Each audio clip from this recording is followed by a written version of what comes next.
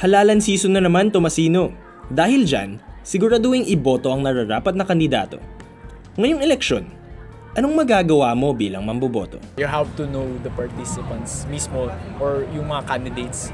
Ito lang magagawa ko ngayong eleksyon. Boboto ko yung tao na nararapat. To vote right. As in, hindi ako mapapadala sa peer pressure. Pumili nung leader na talagang may kakayahang paunlarin yung komunidad ng tayong mga Tomasino.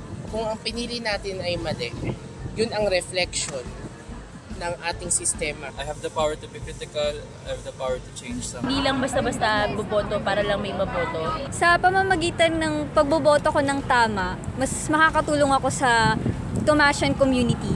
Mapupunta ang boto ko sa taong karapat-dapat, sa taong kayang tuparin ang kanyang mga plataforma. One vote is enough to turn the tide, kumbaga. Una, para sigurado ko yung pagbabago, magsisimula yun sa akin. Dahil sa boto kong ito, naniniwala ako, ito na ang simula ng pagbabago sa komunidad ng mga Tomasino. Look closely sa bawat runner, sa bawat tumatakbo. As in, titingnan ko bawat platform po nila. Ang mahalaga sa pagboto ngayon, ano ang plataforma niya, anong gusto niya. Kaya tignan mo, kung sino pa yung mga mas magagaling, siya pa yung hindi naboboto.